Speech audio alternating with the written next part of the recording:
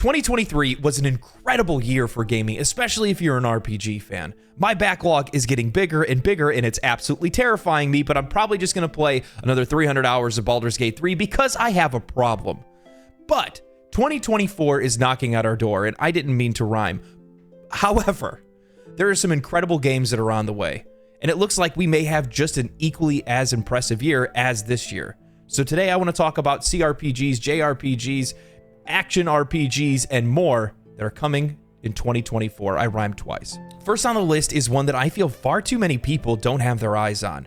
Grand Blue Fantasy Relink. Developed and published by Crygames, this marks an exciting expansion in the beloved Grand Blue Fantasy franchise. Set to release on February 1st, 2024, this action RPG is poised to captivate both longtime fans and newcomers to the franchise, being available on PlayStation and PC. Grand Blue Fantasy Relink features a ton of characters to choose from, over 15 that I've seen so far, with the ability to recruit more party members as you progress through the story. The game introduces an innovative system where players receive specific items during the story, which then can be used to unlock characters from their base. The system allows you to be able to unlock characters in whatever order that you prefer, adding a layer of personalization and strategy to the game's progression. Each character features unique playstyles, from magic casters and great weapons to fists and rifles. The game promises a full-on action JRPG experience akin to games like Tales of Arise or Genshin Impact, coupled with the hub mission style system that we've seen in games like Monster Hunter. It offers a richly designed campaign that can be enjoyed either solo or multiplayer, supporting up to 4 players online. With an estimated 20 hours of main story gameplay and an additional 20 to 40 hours of side quests, Grand Blue Fantasy Relink could keep us busy for a while. This is a game that's been on my radar for a long time, and it's not because I'm a big Grand Blue fan or anything like that. I just love cel-shaded graphics and anime art styles. I think they hold up over time, and it's way up my alley. But beyond that, this game looks kind of like a Genshin Impact style game where you can actually have up to 4 different characters with you at all times. But we're getting much deeper combat, better character customization, and on top of that, we don't actually have to pay for the characters. It's a full price title. And actually, the developers came out in a recent interview and said that they don't even really plan on having any DLC for the game. They say that the story wraps up pretty tightly, pretty neatly, and that they're just going to probably leave it at that. And honestly, that sounds fantastic to me, especially in a game that has 4-player co-op. Oh, it's going to be so fun. This is a game to keep an eye on.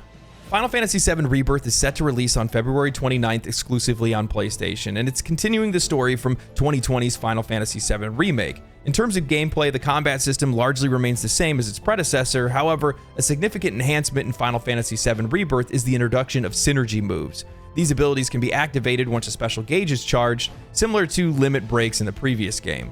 This mechanic offers players the freedom to be able to synergize commands and abilities at any time, adding depth to the combat and the enjoyment of pulling off combo moves with other characters.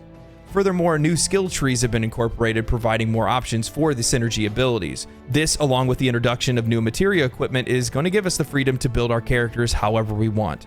Contrary to what many believed from early trailers, Final Fantasy VII Rebirth will not be a traditional open-world game. Instead, it will feature what they describe as open zones. These zones are designed to give players the impression of an open-world environment with certain limitations. Players won't be able to travel unrestricted across a unified singular space. Instead, the game will offer specific areas where the player will be able to explore freely. In these areas, we're going to be able to ride chocobos, participate in minigames. However, the exploration is contained within those zones. Final Fantasy VII Remake is one of my favorite games, period.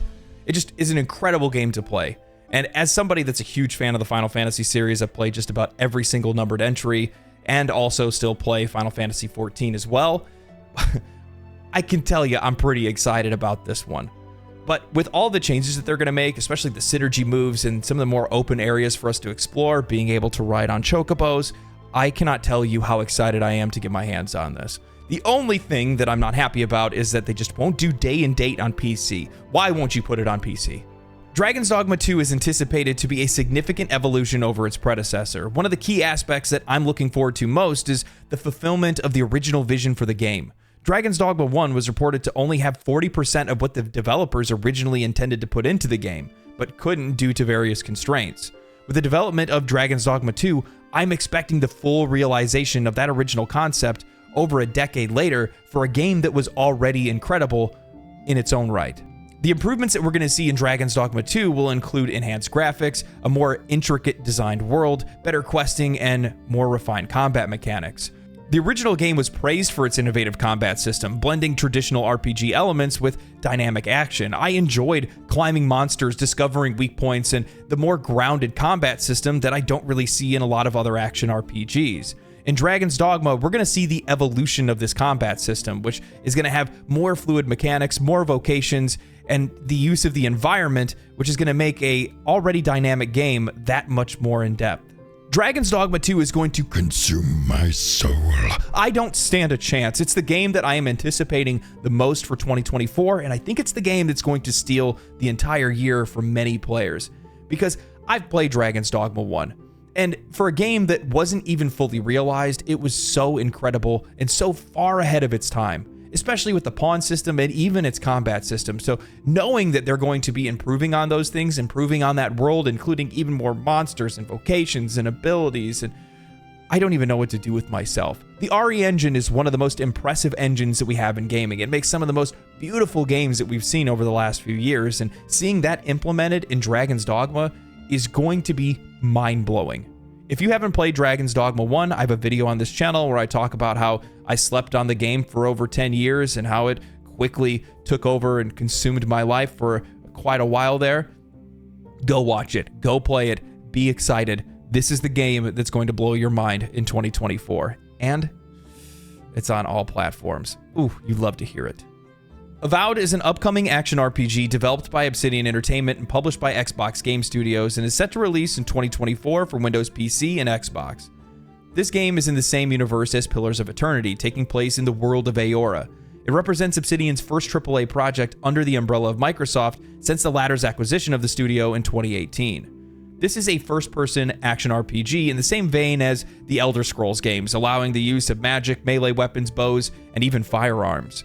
This game emphasizes character interactions and storyline. Players will engage with various NPCs, some of whom can become party player members and join as companions. This is a first-person action RPG in the same vein as the Elder Scrolls games, allowing the use of magic, melee weapons, bows, and even firearms. Avowed emphasizes character interactions and storyline. Players will engage with various NPCs, some of whom can become party members at some point, each with their own unique personalities and combat skills. This aspect is reminiscent of Obsidian's previous titles like The Outer Worlds or Pillars of Eternity, with dialogue options reflecting the player's desired tone. Originally, Avowed was conceptualized as Obsidian's take on the Elder Scrolls Skyrim, known for its expansive and open world. However, as development progressed, Obsidian shifted their focus to a game more in line with their previous RPGs, emphasizing on more confined scope with a heavier focus on story and characters. This approach is indicative of Obsidian's commitment to narrative-driven gameplay and character development, ensuring that the companions in Avowed are integral to the overall story. I am much more an Obsidian fan than I am a Bethesda fan, and that's been pretty true for many years. But this game does potentially come to deliver something that players have been looking for a long time. A Skyrim-like RPG, a first-person RPG with enough depth and enough choice and player agency to really make it worth their time. And that wasn't really something that was delivered with Skyrim, but I think that might be delivered here with Avowed. Now, one of the things that does kind of concern me is that it doesn't sound like the game is going to be all that open world. So we'll see exactly what that means when they say that they wanted to restrict the scope so that they could focus on story and character development. But with what I've seen from Obsidian over the last few years, especially what they did with Grounded, just a little side project that they were having fun making, I have a lot of confidence in them, and I think that they can pull this off. So here's to hoping they can pull off something similar. Now, one of the other things I'd really like to see them do is, after the release of Baldur's Gate 3, I'm hoping they start nudging Obsidian to make another Pillars of Eternity, but with AAA level polish. That'd be really good. Final Fantasy Dawn Trail, revealed as the next major expansion for the game, is set to be a pivotal addition in the popular MMO.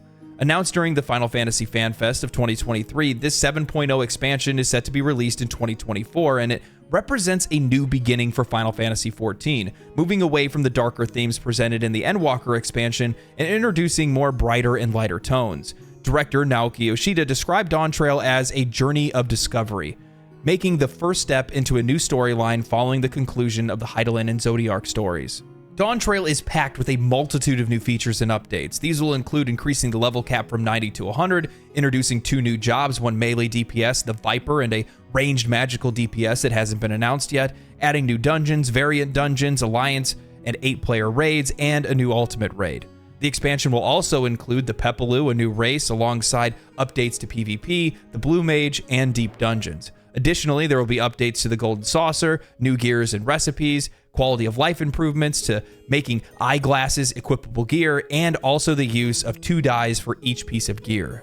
It should also be noted, one of the biggest highlights of this update is a significant graphical update that's been in the works for quite a while, focusing on enhancing the screen-wide aesthetic appeal of the entire game. These updates will include higher resolution textures and shadows, affecting nearly every aspect of the game, from characters to the UI to materials and shadows, the dungeons we go in, making our experience that much more enriched. I've talked about it many times on this channel. I love Final Fantasy XIV. It is my favorite MMO, hands down, because I'm a more narrative-focused guy. I love a good story, and Final Fantasy XIV is that warm welcome that I was looking for. If you're a player that really loves more narrative-focused games, Final Fantasy XIV is the MMO for you. It's not about the grind, it's about the story, and that's something that I really appreciate. I am dedicated, I am committed to this world, its characters, and hell, even the team that makes the game, because they're one of the best that are in the entire industry. Naoki Yoshida is the GOAT, okay? I am incredibly excited for this game. I can't wait to see the graphical improvements. I can now finally dye different pieces to different colors. Oh man, the glam is on. Anyway, this is a game that you need to play. If you guys have not played Final Fantasy XIV, you can play it free to play up to level 60. Once the expansion comes out, you're going to be able to play it up to 70. It's well worth a try, even if you don't want to fully commit. Play it. Black Myth: Wukong is an action RPG heavily influenced by the iconic tale of the Journey to the West. Developed by Game Science, this title is slated for release in August of 2024 and has garnered a lot of attention due to its unique premise and stunning visuals. Utilizing the Unreal Engine 5, this is arguably the best looking game that we've seen yet. The gameplay of Black Myth: Wukong is described as a Souls-like, emphasizing real-time, action-oriented gameplay, seemingly faster than most Souls-like games that we played in the past. Players take control of Sun Wukong, the legendary Monkey King. The game's combat system is dynamic, allowing for a wide range of movements and tactics reflective of Wukong's mythical abilities. Players can expect to engage in intense combat, utilizing Wukong's skills and abilities to transform into other creatures like a wasp, a werewolf, a brute, and many more. Every single time I see another trailer for this game, I get even more excited.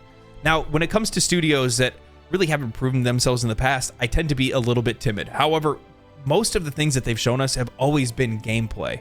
Now, we've been tricked in the past the day before, but that doesn't necessarily mean that's exactly what's going on here. From all intents and purposes, it seems like this is a real thing, and if that's the case, this game's going to be absolutely incredible. The one thing that I'm really interested to see is, with how fast a lot of this gameplay seems to be in some of these situations, I'm wondering how that's really going to play into a game that has such unforgiving mechanics, how punishing these games can be when you make mistakes. I'm super excited for this game. I'm really interested in it. I'm a huge fan of Souls-like games to begin with, so just give me all of them. Just keep making them. I also want to give some honorable mentions to Blue Protocol, an action anime style MMORPG. Unforetold Wishstone, a classic CRPG set to be in early access in January. Titan Quest II, an action ARPG that is in the same vein as Diablo, Path of Exile, and Last Epoch. Enshrouded, an open-world survival RPG. This list is absolutely stacked. Next year looks incredible for RPGs, which is so great to hear, knowing that we're coming off of an already incredible year for games. But there's a ton of games that probably didn't even make this list, and if you're really mad about that, you can drop a comment down below and let me know that I'm wrong and I should have included it on the list, and maybe I'll include it on the next one. But outside of that, there's just so many things to already be excited for. Dragon's Dogma 2, you are going to take a lot of my time. And there's other games that we haven't even heard of that may have not been announced yet. Elden Ring DLC, Elden Ring DLC, Elden Ring DLC. Hopefully we see something with that soon. Please. But outside of that, I hope you guys enjoyed the video. I hope you guys are also excited for next year as well. If you guys enjoyed the video, subscribe to the channel. If you didn't, yeah, that's cool too. Stay cool, stay righteous, stay safe, my friends. I will see you guys in the next video. Peace.